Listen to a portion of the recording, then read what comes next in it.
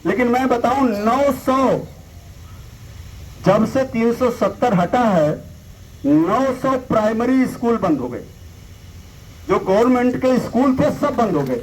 अब बताइए साहब, गरीब का बच्चा कॉन्वेंट में कैसे पढ़ेगा? और हम जो पंजाब से घुसते हैं तो कुछ दिखे या ना दिखे, टोल जरूर दिखता। पहले टोल नहीं था, टोल दिखता है। गांव में चले जाओ तो शराब के ठीके दिखते हैं। हमने पार्लियामेंट में भी, अध्यक्ष जी ने मुझसे जब कहा कि सर ये सब चीजें हैं पार्लियामेंट में बोलिए, हमने बहन जी से परमिशन ली, पार्लियामेंट में बोला। और हम लोग तो किसान के बेटे हैं, आवाज में इतना दम है कि पार्लियामेंट में भी बोलते हैं तो दूसरा कोई चिल्लाए तो हम लोग चिल्लाने भी नहीं देते, उतने तो आवाज हम लोगों की वैसे भी। एक गुलाम नबी आजाद जी भी थे, ये भी बोले हम मुख्यमंत्री थे तो जम्मू के लिए ये कर दिया वो कर दिया। मैंने कहा कुछ नहीं किया। आज भी जम्मू में दलितों की जो आबादी है, आज भी दलित सड़कों पे संघर्ष कर रहा है, रोटी के लिए, नौकरी के लिए। अगर जिनको नौकरी मिली है तो अपने प्रमोशन के लिए, ये आज भी संघर्ष चल रहा है। आज भी कोई रजिस्ट्रेशन नहीं। और जहां तक ओबीसी का सवाल रहा, हमने कहा ओबीसी को पूरे देश में 27% रिजर्वेशन और जम्मू में 2% रिजर्वेशन। 2% रिजर्वेशन। और जब 370 हटा, उसके 2 साल बाद भी जब हमें मौका मिला, तब भी हम उपराष्ट्रपति के सामने उनकी अनुमति लेके यही बात रखे। और उन्होंने पीठ पे बैठे हुए दिशा निर्देश दिया कि बीएसपी में राजा राम जी जो कह रहे हैं एकदम सही है। और मंत्री जी इस बात को नोट करें कि जब 370 हट गया तो वहां 27% ओबीसी को रिजर्वेशन क्यों नहीं मिला। बात आप लोगों से कहना चाहता हूं। हमने कहा राजा राम दिल्ली से आए, बहन जी का संदेश लेके आए, 1 दिन रुकेंगे, 2 दिन रुकेंगे, तीसरे दिन फिर दिल्ली चले जाएंगे। इसलिए राजा राम से बात नहीं बननी।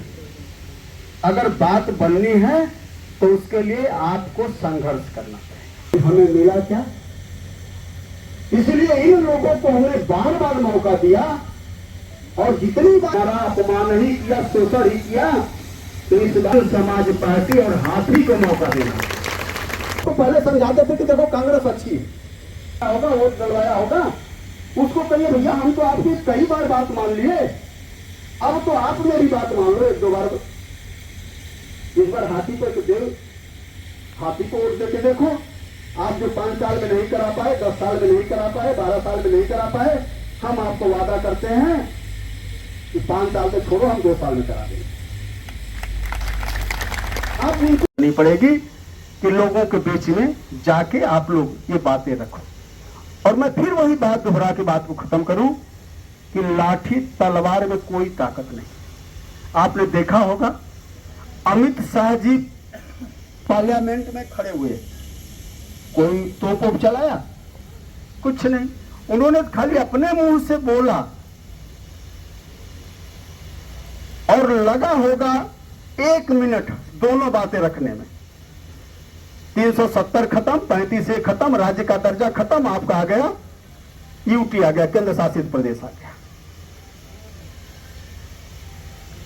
वो इतनी ताकत कहां से आई? इतनी ताकत आपने दी। वो आपकी ताकत पे आपका राज्य का दर्जा खत्म किया उन्होंने। वो और किसी की ताकत पे नहीं, आपकी ताकत पे। आप जो वोट देके सांसद बनाते हो, वह सांसद जाके आपके तकदीर और नसीब का फैसला करता है। हम बार बार कहते हैं ना, हमारे बाप दादा भी कहते रहे, हमारे पिताजी भी कहते रहे कि तकदीर में तो यही लिखा है। बाबा भी कहते थे तकदीर में यही लिखा है। अब कोई नहीं कहता। हम लोग कहते हैं, हम लोग तो बहन जी के साथ लग गए, मान्यवर साहब के साथ लग गए, तो हम लोगों की तकदीर क्यों बदल गई? हमने कहा ना कि आपको तो एक पुलिस वाला भी डंडा मार सकता है। एक FIR कराने जाएंगे तो भी हमारे यहाँ तो ये स्थिति है कि अगर आना भी है तो गेट पे एक बार पूछता है कि अंदर आ जाऊं। हम भी तो आपके परिवार है, आपका ही तो खून है। इसलिए मैं कहता हूं कि बाजू की ताकत बहुत माने नहीं रखती है। लाठी और तलवार की ताकत बहुत माने नहीं रखती है। अगर इस देश में ताकत माने रखती है तो बाबा साहब ने जो अधिकार दिया है राजनीतिक सत्ता, पॉलिटिकल पावर, और यह पॉलिटिकल पावर, राजनीतिक सत्ता, जब आप बीएसपी का नीला झंडा और हाथी लेके चलेंगे, इससे आपका विधायक बनेगा, सांसद बनेगा, तब आप अपनी बरसों की बिगड़ी बात को बना सकते हैं। अन्यथा रिजर्वेशन के बाद दौलत तो बहुत सांसद बीजेपी से भी जीतते हैं, बहुत सांसद आपके समाज के कांग्रेस से भी जीतते हैं, बहुत लोग तो एनसी से भी रहे होंगे, लेकिन क्या करते हैं? हमारी मां बहनों के साथ बदतमीजी होती है, हमारा हक अधिकार छीना जाता है, लेकिन वो लोकतंत्र के मंदिर में बैठे हुए जहां एक बार आवाज उठा दें तो एसपी और कलेक्टर की हिम्मत नहीं होगी कि वो समाज पर डंडा चलाए, लेकिन वो नहीं बोलते। क्यों नहीं बोलते? क्योंकि उनके ऊपर जो उनका आका बैठा हुआ है वो तो हमें देखना भी पसंद नहीं करता, उसको तो हमारे पसीने से बदबू आती है, तो कब चाहेगा कि हमें हक अधिकार और मान सम्मान मिले। इसलिए ऐसे मौके पे मैं आप लोगों से यही अपील करूंगा। खैर खुशी की बात यह है कि आप लोगों ने खाता खोला। संदीप मल्होत्रा जो बेटा है, खैर बड़ा ही संस्कारिक है, वो तो हम भी जब आए तो ये सब लगे जाते हैं हमारे साथ, संस्कारिक है, लेकिन वो काम कर रहा है। मैं देखता हूँ जिस भी कंसुम गांव में जाने का मौका मिला तो वहां सड़क के लिए या पानी के लिए जिसके लिए संघर्ष किया, तो मैं ये कहूंगा कि आप लोगों ने शुरुआत अच्छी कर दी है, और शुरुआत अच्छी कर दी है। अब आने वाला समय हमें लगता है कि जल्दी लोकल बॉडीज के चुनाव होंगे या जो भी चुनाव हो, आप लोग इतनी मजबूती से, इतनी तैयारी से, और उस मजबूती और तैयारी के लिए थोड़ा सा समय हम कहते हैं रोज का न निकालो, आधे घंटे 15 मिनट का कहीं बैठ के। हमारी माताएं बहनें भी जब किसी से बात करती हैं, किसी भी लेडीज से बात करती हैं या कहीं रिश्तेदारी में जाती हैं, तो भी आप ये बात कर लो कि भाई देखो बार बार तो सबको दिया, एक बार बहन जी को दे के देखते हैं, एक बार हम लोग बहन जी को ले आके देखते हैं। अगर बहन जी अच्छा काम नहीं करेंगे तो दूसरी बार मत देना, इतना तो आप कह ही सकती हैं घर में, भाई आपके कहने पर हम कंटिन्यू, तो एक बार हमारी बात मान लीजिए। इसलिए के साथ कहना चाहता हूं कि इस बार का समय न पीडीपी का होगा, न एनसी का हो, न बीजेपी का होगा, न कांग्रेस का होगा। अगर यह किसी का होगा तो बहुजन समाज का होगा, बहुजन समाज पार्टी का। दिल्ली से चले तभी मैं बताऊंगा। हमने कहा सूत्र तो आप लोगों को वैसे भी बहुत मजबूत, लेकिन क्या लगता है, उन्होंने कहा साहब ये लगता है जिस तरह से आपके यहाँ मेहनत हो रही है, अध्यक्ष जी इधर लगे हैं, ये लोग लगे हैं, आपका पूरा संगठन लगा है, थोड़ा सा और स्पीड नजर आएगी। इसलिए मैंने देखा, उनसे सुना कि कम से कम वो लोग भी आज तारीफ कर रहे थे कि मेरे अध्यक्ष जी बड़ी मेहनत कर रहे हैं।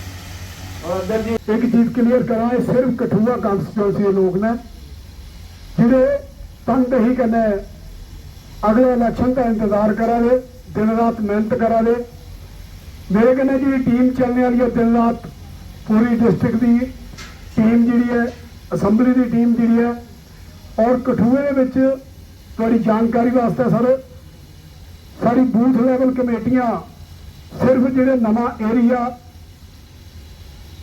जो डिलिमिटेशन होया वो जो नवे एरिया जुड़े, वो कुछ एरिया की छोड़िया सारिया कमेटियां booth level, sector level, assembly दियां सारिया कमेटियां बनदियां, और वो सारे वर्कर जोड़े ने अपना अपना काम समझिए काम करा दे।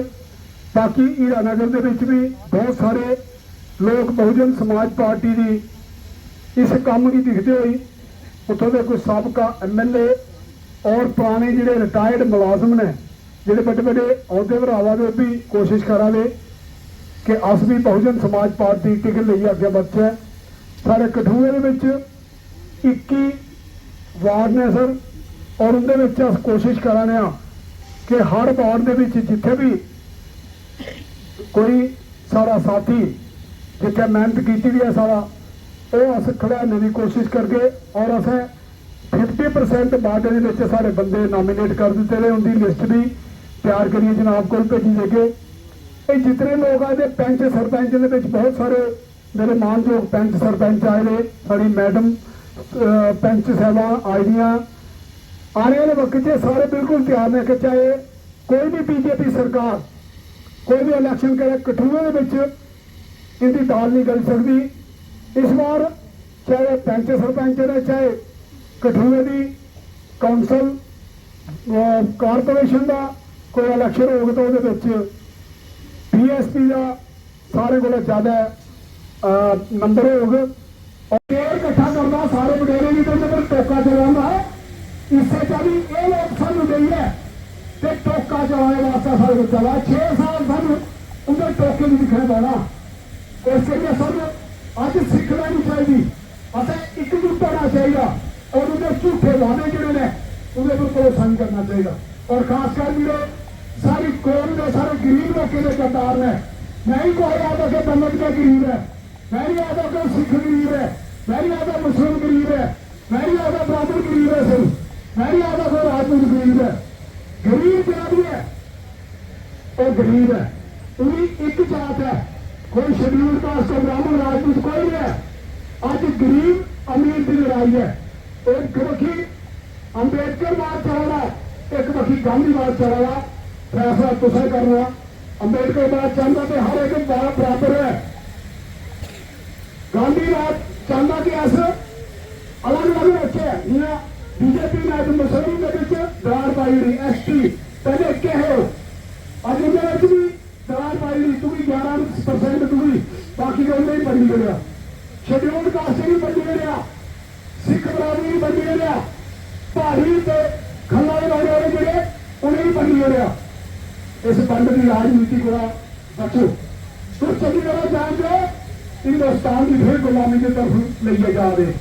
सारे महकमे के बेची रहे, सारे महकमे बेची रहे और जी डिवेलपमेंट में एक साढ़े कालीगढ़ी एक और नवा बडेरा जाके वो आखिर पता नहीं डिवेलपमेंट तरक्की पुरुष पता क्या कुछ ना रहता है। जितेंद्र सिंह जी का मोदी जी का बड़ी डिवेलपमेंट कराई है तो तुम्हारे सामने डिवेलपमेंट हुई है कि पेड़ के आर पिया करनाई वाला पेड़ लंबा पेगा सारे कालीगढ़ वाला पेड़ वाले सामने बड़े थे दीवार खड़े खड़ी खड़ी तो इतने गड्डी हो गई है उन्हें थलवा निकली होगी जम्मू में कोई ब्लॉक पेड़ है उन्हें दिन में जड़ा ना घेरिया ये तरक्की कराई है। मोदी लोगों के पहले दरिया में पई है, गड्डियां में पई हैं। आज हिमाचल के क्या है उन्हें कोई सुनने वाली नहीं, सिर्फ एक मीडिया ने खरीदेगा जो सेंटर का मीडिया है वो बिल्कुल बकाऊ हो चुका और इनके 24 घंटे बगैर मोदी के डिवेलपमेंट जम्मू कश्मीर से सब कुछ आ रहा है, आगे सब कुछ नॉर्मल है। इलेक्शन ही करवाना क्योंकि पावर इन्हें को है तो काई में वो जिसी मर्जी फेर जाए अगर इलेक्शन करवाने तो पावर लोगों को लाई जाती है। मेरे पंच सरपंच भरा चलू रहा जान देना उन्हें सिर्फ आगे मारे पावर लोगों की मिलती है। आगे वास्ते DC आगे बराबर DC है, DC को ऊपर है, सेक्रेटरी के बराबर की पोस्ट है, लेकिन कोई भी आदमी जरा उन्हें पंच सरपंच की गल सुनिए राजी नहीं। चाहे साढ़े जम्मू कश्मीर की LG सरकार है, हर जुबा कोई भी काम है जुबान के ऊपर, लेकिन अज तक इसलिए 27% अनएम्प्लॉयमेंट हुई है, नौकरी वाला बेकार पढ़े लिखे बच्चे आखिर असल नशा खत्म करना। नशा किसी बेचारे नौकरी नहीं, कोई काम नहीं, फैक्ट्री में नौकर आदमी लाते रही है, थोड़े कठुए की बड़िया फैक्ट्रियां हैं, सारे बच्चे दर फिरावे। सारे सुभाष चंद्र जी बोस ने आख्या कि आप मुझे खून दो मैं आपको आजादी दूंगा। मैं तो ये गल आखना कि अगर तुम अपनी इज्जत चाहिए है, अपना स्वाभिमान चाहिए तो उसमें जी वोट दो, मैं खून नहीं चाहिए। वोट पाओ थोड़ा स्वाभिमान थोड़ी इज्जत मान जी है और थोड़ी जमीन थोड़ी भैन मां की इज्जत मान की रक्षा करना। थोड़े लोगों के जो अत्याचार हो रहे उन्हें नहीं रोकना, गरीब का शोषण हो रहा, मजदूर की मजदूरी नहीं मिला दी, किसान की मजदूर अपना हक नहीं मिला दा। जो सारे दुकानदार बेचारे परेशान ने उन्हें हक रेड़ी फड़ी आए, ऑटो ड्राइवर जोड़े ने वो बहुत परेशान है। बहुजन समाज पार्टी बहन कुमारी मायावती जी सभी पदाधिकारी और जिम्मेदार साथियों का एक दिन का ये प्रशिक्षण के तौर पे कार्यक्रम था, जिस कार्यक्रम में इधर हमें शिरकत करने का मौका मिला है। इस कार्यक्रम में अपना संगठन मजबूत करना, जो माननीय बहन जी का दिशा निर्देश है, वो एजेंडा रहा। दूसरा एजेंडा ये कि जब भी लोकसभा, विधानसभा या लोकल बॉडीज़ के चुनाव जब भी डिक्लेयर हो जाए तो बहुजन समाज पार्टी उसकी बहन जी के दिशा निर्देश पे वो तैयारी पूरी कर रखी है। और जो थोड़ा मोड़ा नई गाइडलाइन है उस पर भी आज फोकस हुआ है कि हम उस पर तैयारी करके सारे चुनाव लड़ेंगे। इसलिए मकसद आज था कि कठुआ विधानसभा में अगर लोकल बॉडीज़ का भी चुनाव हो जाए तो सभी वार्डों पे बहुजन समाज पार्टी के लोग चुनाव लड़ेंगे। इस तैयारी के तहत आज ये कार्यक्रम ऑर्गेनाइज किया गया। देखिए, ये है नेशनल इशू, और नेशनल इशू पे हमारी नेता ने कई बार स्पष्ट कर दिया है, इसलिए हम लोग उस इशू पे बहुत कुछ नहीं। हमारा मकसद ये है कि गरीबों को रोटी मिलनी चाहिए, युवाओं को रोज़गार मिलना चाहिए, महंगाई से होना चाहिए। हमारा इशू ये है। बाकी हमने तो कहा ही है कि ऐसे समय में जब लोगों को रोज़गार देने का समय आ गया है, महंगाई कम करने का समय है, तो ऐसे समय में इशू को बहकाना ये मुझे लगता बहुत अच्छा नहीं। अब कुछ नेताओं का कहना है कि जैसे मलेरिया और डेंगू खत्म किया गया, ऐसे सनातन धर्म एक दिन खत्म नहीं, मुझे लगता है कि ये तो हमारी नेता बोलेंगे। ये बहुत बड़ा इशू है और वो राष्ट्रीय इशू है, उस पर हमारी नेता बयान देंगे। ये हम